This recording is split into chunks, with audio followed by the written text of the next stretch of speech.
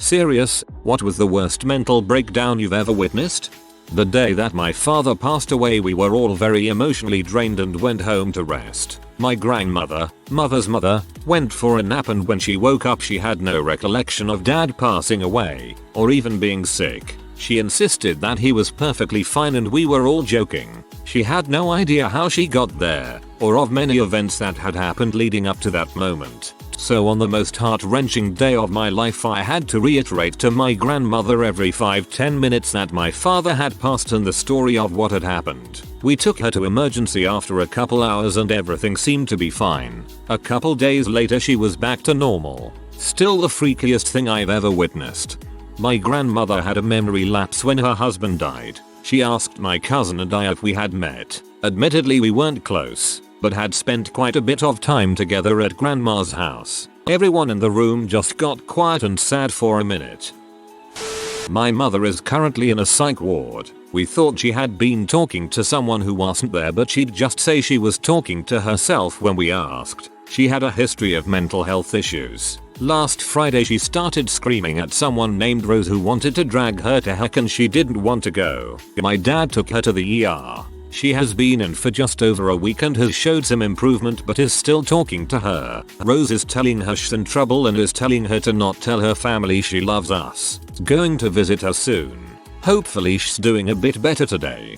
My mother did the same-ish thing 6 months ago. Those hospital visits are the worst thing to go to. Not the actual visit, but the drive, the walk, the check-in. It all gives you time to think about how things are fricked. But now my mom is on a different antidepressant, and she's better than she's been in years. Things can get better. When I was little I spent every weekend with my grandma and grandpa. We'd visit their neighbors sometimes. They were really religious and just generally beautiful people. They were the kind of couple that you knew were soulmates, just clearly made for each other. My dad called them Ned and Maud Flanders. Unfortunately the husband got cancer. The doctors didn't expect him to survive it, but as I expect one would, he decided to go through chemo anyway and hope he would beat the odds. Surprisingly he did, but the journey through sent him spiraling into a really dark place. He started drinking and picking fights with his wife, then he started getting paranoid and accusing her of all sorts of things. She was infertile and he began to blame her for not being able to have children. Eventually she left him and he would turn up on her doorstep drunk and angry. He started not only stalking her but stalking her parents, calling them and slandering her viciously. Last we heard he was basically homeless. She ended up selling the house because she was too heartbroken to live there anymore. It was so incredibly sad to see that happen to them and in the turnover of a year or two. There's a customer where I work that legitimately believes she is the wife of Bill Clinton. She's really nice but her mind is completely gone. Also she gave me a Christmas card signed her and Bill Clinton. My ex had a severe panic attack one night and went outside in just boxers in the middle of winter, lay down in the snow in the fetal position and cried. I had never experienced this before and it freaked me out as I wasn't sure how to deal with it. He didn't seem to recognize me or his surroundings. I managed to get him into the house and after some time he snapped out of it. He didn't remember it happening. My aunt has struggled with mental illness her whole life, but when her husband of nearly 40 years left her she spiraled pretty quickly. The family was notified by a neighbor that they hadn't seen her for weeks, and when the house was entered she had defecated in several rooms and would only crawl along the floor. She has been hospitalized ever since. That's freaking horrible, I'm sorry. My father was in the hospital for 4 months total due to brain damage among many other issues. When he finally got to come home he completely lost his shot a couple of times over really trivial things. One of the worst times was over a blanket. He had thrown out a white blanket about a year before. He came into the living room and started screaming about the blanket. He threw things, flipped the couch over and had a crazed fit for over an hour. He just wouldn't hear anything anyone had to say to him. Eventually he almost fainted. My husband has brain damage from Ms and sometimes gets very irrational and very emotional over trivial stuff. He's to the point now that he recognizes it, can usually separate himself for a bit, and can talk about it afterward. It was really crappy at first, though. A random guy on the street was crying and looking really distraught as he approached me yelling, "Can you help Emmy find my shoe? Can you help Emmy find my shoe?" Sure enough, The guy was wearing only one shoe, though he happened to be holding the other one in his hand. I wonder if he was looking for the shoe on his foot or the shoe in his hand. Watched a casual friend that was schizophrenic slowly spiral when he was off his meds. He posted about once a minute for 18 hours on a site we were involved with. It was scary and sad how fast someone can separate from reality. When I was 10, my mother had a breakdown and spent an entire night hitting and kicking me, making me tell her I hate her and screaming. She had broken her leg few months before, and on top of a chronic condition she was no longer able to work. Seeing my mom turn into this horrible monster terrified me, and later that night she had cooled down, gave me a couple painkillers and cried while apologizing. I'll still never forget how she looked the entire time she was doing that. Jesus. I'm sorry. My mom threw a big pot of boiling water at her 3 kids, but thankfully we dodged the boiling hot water and pot. Your story stirred me up a bit. Thank you for sharing. This lady I used to work for once told me about her college roommate who had a childlike regression style breakdown. Apparently her mom was one of those pageant moms and was super hard on her during her childhood, which gave her some serious deep-seated issues. My former boss, her roommate, and a couple of friends were getting ready to go out for a night on the town, and the roommate just starts babbling and talking like a little girl about how her mom buys her panties with butterflies on them. They wound up having to call the girl's mom to come get her because she was freaking out so bad, like crying inconsolably in the corner bad. She dropped out shortly after. I don't know if calling the mom was the best choice in this case. Back when I was in college, there was a girl in my English class that got into a shouting match with the professor over the correct pronunciation of the word Newfoundland. This girl was screaming, calling the professor an idiot cause he didn't pronounce it Newfoundland. She wouldn't have it any other way. When the professor humored her and asked the class to raise their hands if they thought he was pronouncing it correctly, everyone around her raised their hands. She began screaming like calling everyone an idiot, and she dropped on the floor and began to roll, begging God to punish her enemies. Campus security dragged her out the class screaming and yelling, then the professor continued with his lecture as if nothing had happened. We never saw her again. Didn't personally witness this, but we had a teacher in middle school who was basically a huge pushover. It was well known he didn't know how to control the class, and obviously little shithead 13-year-olds took advantage of that. Anyway, one day he snapped and threw a chair through the window panel next to the front door of his classroom. Never saw the teacher again. My good friend had a panic attack and couldn't recognize us or herself. Like she didn't even remember her name, and she was bawling her eyes out the entire time. Most fear I've felt for someone in a long time. My friend found out she's got the same cancer that killed her mother. She got wasted drunk, proceeds to destroy her house, screamed, and cried for her mom to comfort her. My father had alcohol detox related dementia twice. The first time for a couple of weeks, the second time for months. He recovered each time almost fully, but it was bad. Full hospitalization, skilled nursing facility bad. Delirium tremens is horrific. Alcohol is one of the most dangerous drugs when it comes to withdrawal. One should never quit cold turkey. I was in 4th grade I believe when this happened. Our class along with 2 others were in PE, all practicing cool tricks on the jump rope. The teacher calls us over and we all sit and watch her show off some cool tricks. As this is happening, a kid wraps the jump rope around his neck and pulls it tight, causing him to choke himself with the jump rope, turning dark purple in the process, and screaming "I hate my life" through his coughing and gurgles. He was stopped and the school had to issue out a letter to all students about what happened and that parents should watch out for their kids. This kid went on to do more stuff. But that first mental breakdown he had was the worst for me simply because he was only in 4th grade. I can still see it in my mind plain as day. Had a friend who was the nicest guy, polite, hard worker, rarely drank and only in moderation.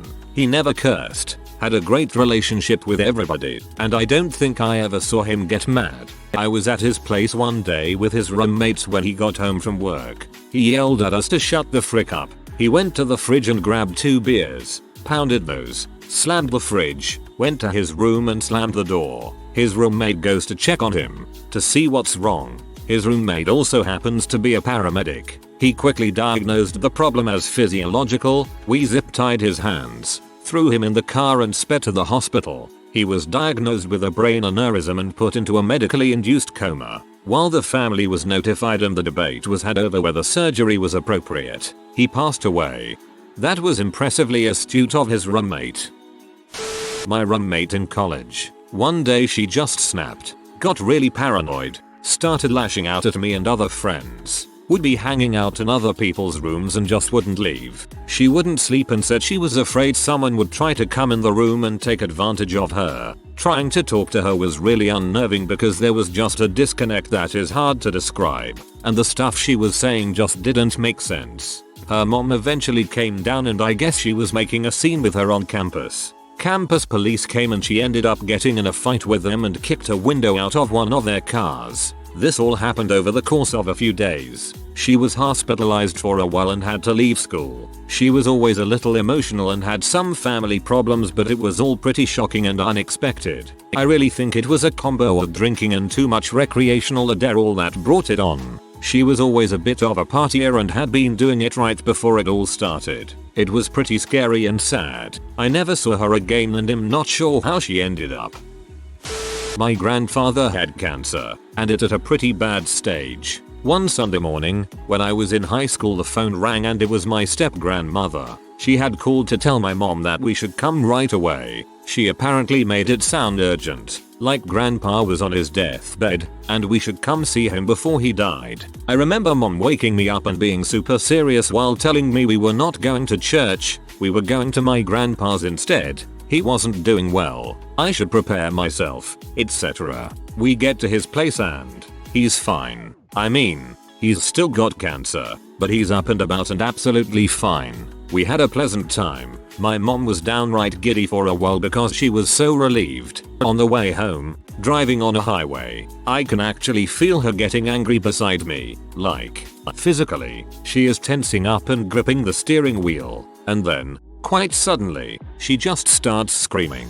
Wordless screams at first, then what at first seemed like random words. Some of them curse words, which I don't think I'd ever heard my mom say before. She lets go of the wheel and puts her head in her hands, pulling at her hair. Still screaming. I grab the wheel and start yelling, slow down, we have to pull over, stop. I don't know how long this went on for, it felt like forever. It was probably just a few seconds, as evidenced by the fact that I am still alive. We were on a major highway. This was terrifying. She does pull over, but doesn't stop screaming. Eventually her screams are coherent enough for me to understand. Basically, her stepmother, my grandpa's wife, had made her think her father was dying in order to get her to come over. She thought that mom would say no because it was a Sunday, and we always went to church. She was probably right. Mom almost certainly would have said number, but she probably would have happily come after church. So over the course of the morning, mom had gone from mentally preparing herself to see her father on his deathbed, trying to prepare me for that, to being giddy and ecstatic that he was fine, to realizing that her stepmother had used her fear of her father's death to manipulate her and she just snapped. And just to point out, my grandpa outlived my step-grandmother. He lived for another 3 years after this. She died 2 years after this incident. It was madness. Well, I worked in a psych ward for over 10 years, so it's hard to narrow it down. The most personally disturbing ones for me were actually not the ones where people became floridly psychotic, shouting and crying etc, but the ones where they were able to hold it together enough to have a normal conversation. Yet, if you scratched the surface a little, they'd tell you that the voices were telling them to kill you right this moment and exactly what they wanted to do to you. It was like some kind of horrid, real, robotic version of the Stepford Wives where on the surface everything was fine but underneath, whoa. This reminds me of a patient I had who calmly told us she wanted to turn us into people burgers while we were transporting her. I tried to be casual about it with something like, "We're not going to be doing that today." She continued to ramble, but every few minutes she would say something about how tasty we all looked or whatever. It's the calm and calculating crazies that scare me the most. A kid in high school drove his truck straight into a cement bottom light pole. He was a sports star, valedictorian, very popular guy who everyone loved. He and his girlfriend broke up and he snapped. He was out of school for over a year and he very nearly died. When he came back he was still a really nice guy, but much more subdued than he had been before. I hope he's doing okay. My own 2014 I had started feeling super weird, like something was off. Started hearing voices, mostly my own name but other stuff too. As time went on I continued feeling very strangely. In November I was in the shower, and suddenly the walls started melting on top of me. My hair was on fire, and my bones were shattering inside my skin. I couldn't move for 10 minutes. As far as I knew the whole world was breaking into pieces, and everyone I knew was dead. This happened again 30 minutes later while I was driving, but far worse. Turns out I was developing severe panic disorder, which was the start of schizophrenia. I'm still pretty high functioning, but my life is a shadow of what it was before. I miss it, but I have to learn to like the new way of life too. TLDR. Mental illness is a scary place. Seek help and recognize it can take years to get to a safe place again. I've seen a couple, but the worst was when I was deployed. I won't go into the whole mission and what happened, because it's a long story and not needed for what happened to this person. There were a group of small children that ranged from ages 7 to 11, maybe older. We could only determine age by size of them. They were all badly burnt and skin was melted on their faces. None of them looked human, more like a freaked up wax effigy for some macabre art gallery. Anyways, our medic came up the small embankment and saw it all. I've seen people die and lose the light of life in their eyes, like when someone turns off the light switch. But that was the first time I saw it happen to someone who was alive and well. The life in his eyes just went away, as if the devil said, "And that's the last thing you will ever see." And click. Doc walked around aimlessly trying to put the children back together, and eventually our first sergeant had to wrestle him down because he refused to leave. He didn't scream, didn't talk, did nothing. And that's what was creepy. A few weeks go by and he talks to himself. We all see him throughout the night walking around the cop just muttering to himself. He would hit himself in the head sometimes as well. Our first sergeant, who was recrustiest of the crust type of guy, sat down with him and talked to Doc. Doc just sat there with that dead look. No life. They ended up sending him home due to combat ineffectiveness. He did not talk to any of us anymore, and 2 years later he killed himself by hanging himself in his kitchen where his wife found him. That day is forever burned into me. No matter the dream I have, he is in them with that dead look on his face. We all wish there was something we could have done for him, but there wasn't. Something in his brain turned off that day and he could never get over what he saw. Mentally ill neighbor lady had a complete meltdown in front of my house. I helped her while police and medics were summoned. Later I told one of the cops that I'd never seen anyone, outside of a movie, go that completely insane. His muttered response chilled me. Every day. I've seen the police talk down my schizophrenic neighbor multiple times when they take her in after she barricades herself. They're gentle to her. They call her honey even after they've had to take shelter when she's attacked or even injured one of them. Yet she and her family talk all sorts of crap about cops. I had a French teacher lose it when a kid said the class made her want to kill herself. Next thing we know, the teacher is sobbing and proceeds to tell us all about her failing marriage, her husband's opioid addiction, and how she can't even afford therapy because the school slashed the health plan again. I quietly gave her the card for my old therapist who worked on sliding scale fees after class. You did the right thing. Good on you for trying to help her out. Hopefully she got better. Witnessed a complete shitshow of a mental breakdown at McDonald's. An employee got overwhelmed by lunch hour traffic and started screaming and yelling and swearing in front of kids and a police officer. Even pushed an elderly employee who fell down and she was promptly taken away by the officer. All went down in like less than a minute. Definitely the first one I ever saw. I was the only kid home, probably 14 at the time, and heard my parents arguing very loudly. I was fed up with it, so I thought, frick it, why not confront them? I burst out of my room and looked down over the stairway entrance to find my mom completely naked, screaming at the screen front door. I froze for a while and realized that she was having some sort of flashback to the day her father left their family when she was a kid. She was screaming, "Daddy, Daddy, please don't go.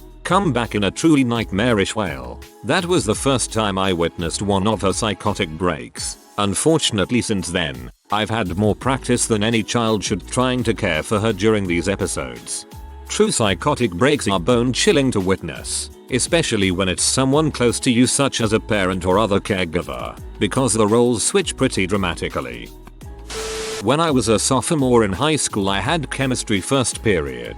Everyone was tried and nobody was really in any mood to answer the questions. After the teacher asked a question and no one gave the answer after 30 seconds her face got all red and she started freaking out and screaming, "How am I supposed to know that I am a good teacher if you guys won't answer the questions?" And essentially she sat there and cried for the remainder of the period. She wasn't a terrible teacher but she was very unstable.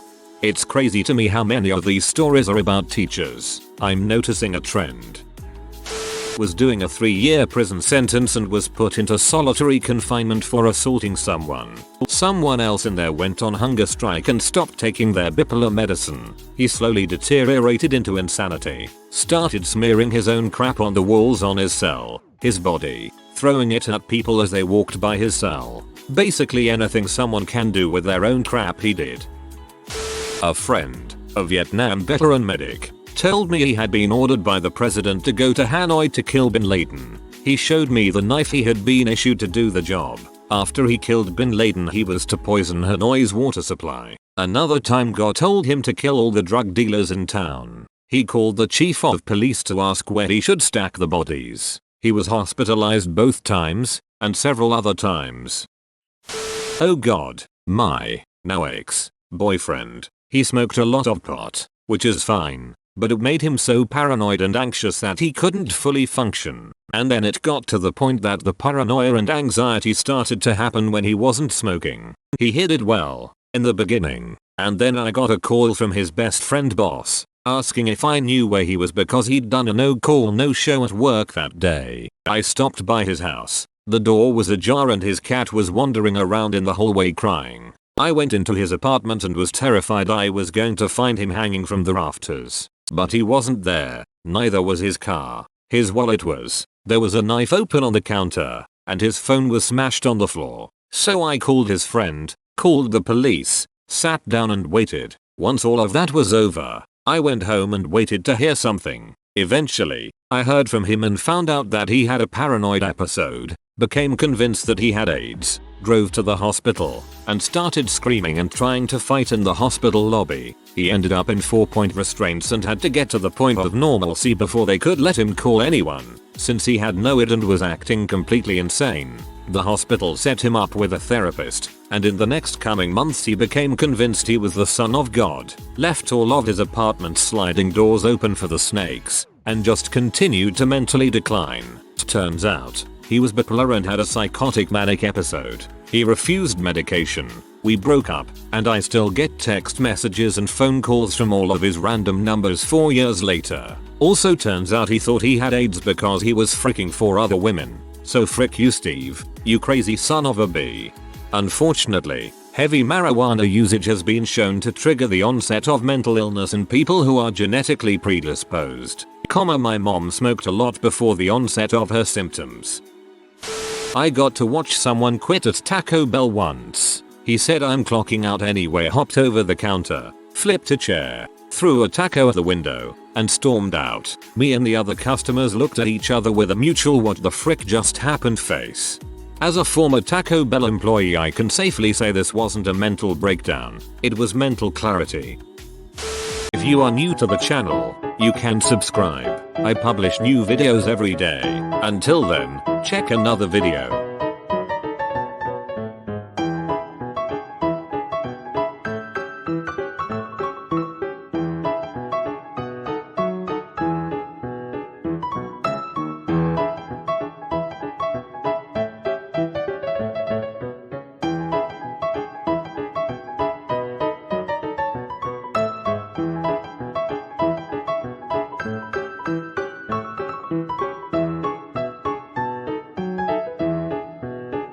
Bye for now.